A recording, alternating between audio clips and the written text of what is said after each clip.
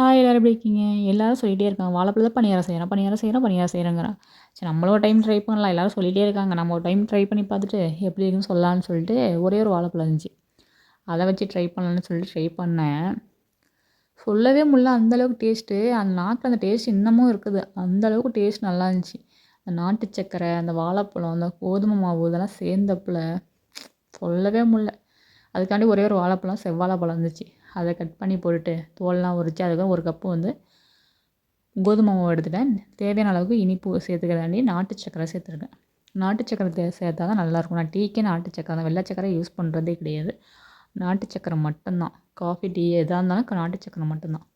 ஏன்னா வெள்ளை சர்க்கரை சேர்த்தா உடம்பு ஏறுதுன்னு சொல்கிறாங்க. அதனால் இப்போ வெள்ளை சர்க்கரையை விட்டு ரொம்ப நாள் ஆகுது. இனிப்பை கொஞ்சம் தூக்கி கொடுக்கறதுல லைட்டாக வந்து சால்ட்டு சேர்த்துருக்கேன்.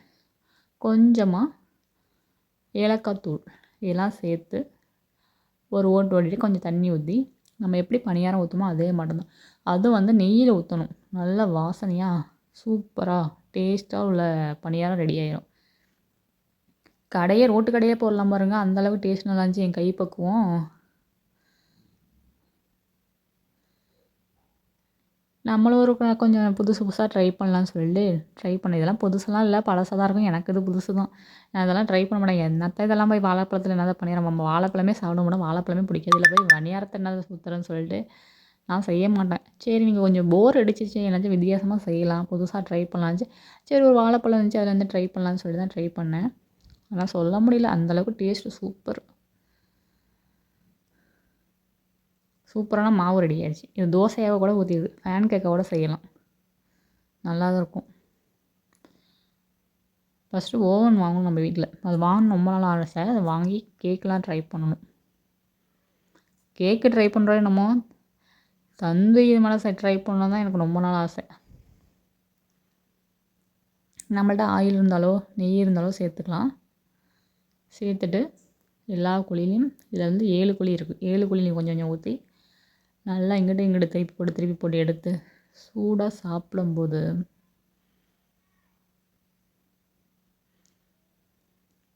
இப்போ தான் பஞ்சாமிர்த வாசனை அடிச்சிச்சு எனக்கு. அந்த வாழைப்பழம்லாம் சர்க்கரை, நாட்டு சர்க்கரை இதெல்லாம் சேர்க்கும்போது எனக்கு ஊற்றி அதை சாப்பிடும்போது பஞ்சாமிர்த நினப்பு தான் இருந்துச்சு. அந்த வாசனையும் அப்படி தான் வந்துச்சு. இந்த வீடியோலாம் எடுத்து ரொம்ப நாள் ஆகுது. வீடியோ வந்து எடிட் பண்ணி போடுறது டைமில் அதை போட முடியல என்னால். அதனால தான் வீடியோலாம் இப்போ அதிகம் நான் எடுக்கிறதே இல்லை. சரி என்னத்த வீடியோ கொஞ்சம் கொஞ்சம் எனக்கு வந்து இன்ட்ரெஸ்ட் இருக்கும் வீடியோ எடுக்கணும் போடணும் அப்படின்ட்டு. அப்படியே எடுப்பேன், எடிட் பண்ண மாட்டேன். இல்லை ஒரு டைம் சமைக்கும் போது எடுக்க மாட்டேன். ஏதாச்சும் வித்தியாசம் சமைப்பேன். ஆனால் அன்றைக்கெலாம் வீடியோ எடுக்க மாட்டேன். நம்மளே எடுத்துகிட்டு நம்மளே வீடியோ எடுக்கணும் கொஞ்சம் எதாவது எனக்கு வந்து வீடியோ எடுக்கிறது ஃபோட்டோ எடுக்கிறதுனால அவ்வளோ பிடிக்கும். நான் ஃபஸ்ட்லேருந்து லாஸ்ட் வரைக்கும் இப்போ சொல்லிகிட்டே தான் இருக்குது. அதுவோ ஒன்று மட்டும்தான் எனக்கு வீடியோ எடுக்கிறது அவ்வளோ பிடிக்கும். டெய்லி ஃபோட்டோ எடுத்துக்கிட்டே தான் இருப்பேன் நான். 2 பக்கட்டும் நல்லா ஃபஸ்ட்டு ஒரு பக்கெட்டு நல்லா வெந்ததுக்கப்புறம் 2 பக்கெட்டும் திருப்பி போட்டு நல்லா வேக வச்சு எடுத்துக்கலாம். அப்போக்கப்போ கொஞ்சம் கொஞ்சம் நெய் விட்டுக்கலாம். நெய் இருந்தால் நெய் விடுங்க, ஆயில் இருந்தால் ஆயில் சேர்த்துக்கலாம். தப்பு இல்லை, எது வேணாலும் சேர்த்துக்கலாம். அந்த வாசனை நல்லா இந்த பணியாரம் ஊற்றி அந்த வெந்ததுக்கப்புறம் அந்த வாசனையே தனி வாசனை. சூப்பராக வெந்துட்டு பாருங்கள். என்கிட்ட இந்த பணியாரம் குத்துற ஊசியெல்லாம் இருந்தாலும் எங்கே போட்டேனே தெரில. அதனால் ஸ்பூன் வச்சே திருப்பி போட்டாச்சு. எனக்கு இதுதான் நல்லா சௌரியமாக இருக்கும். பார்க்கலே இப்படியே அந்த பணியார கல்லேருந்து எடுத்து சாப்பிடணும் போல இருக்குது.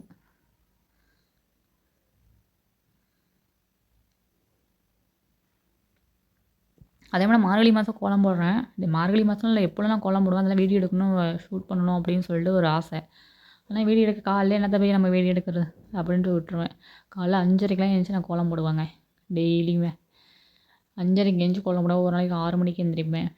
ஆனால் செவ்வாய்க்கிழமை மட்டும் ஒரு நேரமாக எழுந்திரிச்சிருவேன். ஏன்னா வந்து அன்றைக்கி விளக்கு போடுவேன். வெத்தலை தீபம் போடுறனால டக்குன்னு எழுந்துச்சி விளக்கெலாம் போட்டுருவேன். சூப்பரான வாழைப்பழ குழிப்பணியாரம் ரெடி ஆயிடுச்சு. யாருக்கெல்லாம் உங்களுக்கு பிடிக்கும்னு சொல்லுங்கள். எனக்கு ரொம்ப பிடிச்சிருந்துச்சி. டேஸ்ட் நல்லாயிருக்கு. நான் ஃபஸ்ட் டைம் தான் சாப்பிட்றேன். நீங்களாம் இதுக்கு முன்னாடி சாப்பிட்ருக்கீங்களா? அப்படின்னு சொல்லிட்டு கமெண்ட் பண்ணுங்கள். இதே போல் அடுத்த வீடியோவில் பார்க்கலாம். Okay bye.